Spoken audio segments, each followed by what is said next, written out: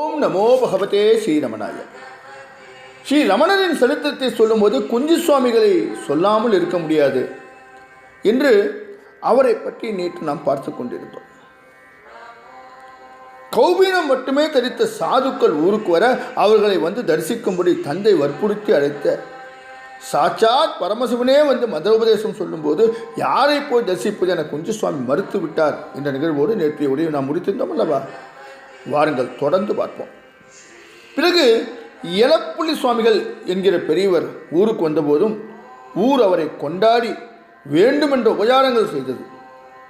இவரையும் தரிசிக்க வர குஞ்சு சுவாமி மறுத்துவிட்டார். ஆனால் தந்தை விடவில்லை. வேறு வேலைக்கு போக வேண்டும் என்று தந்திரமாக அழைத்து போய் எலப்புலி சுவாமி முன்பு நிறுத்திவிட்டார். கனவில் வந்து கடவுள் உபதேசம் செய்தார் என்பதால் உயர்வாகிவிட முடியுமா? 16 வயதில் பிரசங்கம் செய்கின்றாய் என்பதால் எல்லாம் தெரிந்தவனாகி விடுவாயா? எது கேட்டாலும் கிடைக்கின்றது என்று பேசி இருமாந்து விடாதே. இவை ஆரம்ப கால சித்திகள். வேதாந்தம் தெரியாமல் முறைப்படி படிக்காமல் இறை வழியில் முன்னேறவே முடியாது. எனவே கர்வம் விட்டு என்னிடம் வா என்று எலப்புலி சுவாமி சொல்ல இளைஞருக்கு என்ன செய்வது என்று புரியவில்லை. சரி என்று சம்மதித்தார். எலப்புலி சுவாமியிடம் தஞ்சம் அடைந்தார். என்ன படித்தாலும் என்ன மந்திர ஜபம் செய்தாலும் அந்த கால முனிவர்கள் அடைந்த உன்னத நிலையை அடைய நம்மால் முடியவில்லையே.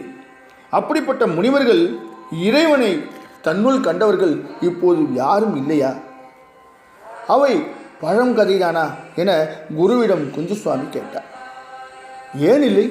தமிழ்நாட்டில் திருவண்ணாமலை என்கின்ற ஸ்தலத்தில் பகவான் ரமண மகரிஷி என்கின்ற மகான் இருக்கின்றாரே என்றார் எலப்புலி சுவாமிகள். சடார் என்று குஞ்சு சுவாமியின் உடம்பில் மின்சாரம் பாய்ந்தது போன்ற அதிர்ச்சி உண்டாயிற்று. ரமண மகரிஷி ரமண மகரிஷி என்று அவர் பெயரே நெஞ்சுக்குள் திரும்ப திரும்ப ஓடியது. வேதாந்த படிப்பு அதோட சில அபியாசங்கள் செய்து வந்தும் எந்த முன்னேற்றமும் ஏற்படவில்லையே என உள்ளே அயற்சி தோன்றியது. இதற்கிடையே எலப்புலி சுவாமிகள் தமிழ்நாட்டின் சில முக்கிய ஸ்தலங்களுக்கு யாத்திரை போய் வந்தார். அவரோடு சில தன்வந்தர்களும் போய் வந்தார்கள். இன்ன மாதத்தில் இன்ன நாளில் இன்ன நேரத்தில் தான் சமாதி அடையப் போவதாக எலப்புலி சுவாமி அறிவித்தார். தனக்கு அடுத்த வாரிசு குஞ்சு சுவாமிகள் என்றார். நாள் நெருங்கியது. சமாதி கட்டிடங்கள் எழும்பின. குஞ்சு சுவாமிக்கு இவை எதுவும் புரிபடவே இல்லை. இனம் புரியாத வேதனை ஒன்று அவரை வாட்டியது. வாழ்க்கை முழுவதும் வெறும் நாடகமாக இருக்கின்றது என்கின்ற துக்கம் முட்டியது. சொல்ல முடியாமலும் மிகவும் தவித்து போனார். ஸ்ரீ ரமணரை தரிசிக்க வேண்டும் என்று குருவிடம் குஞ்சுசுவாமி கேட்க, என்ன விளையாடுகிறாயா? நான் மகா நிர்வாணம் அடையப் போகின்றேன். இந்த நேரத்தில் என்னை விட்டு எங்கே போகின்றாய் என்று கூச்சலிட்டார்.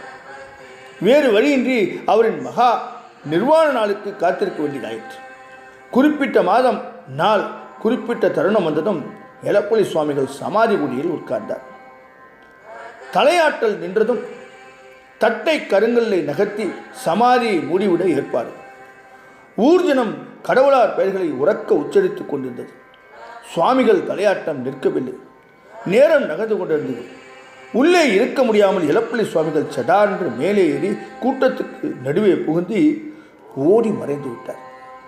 கேலியும் கோபமாக ஜனங்கள் கூவினார்கள். எல்லா சாமியார்களும் இப்படிதான் என்று இழிவுபடுத்தினார்கள். பிற்பாடு ஒரு தோப்பில் ஒளிந்திருந்த எலப்புலி சுவாமி கூட வந்த தனவந்தரோடு ஊரை விட்டு வெளியேறினார்.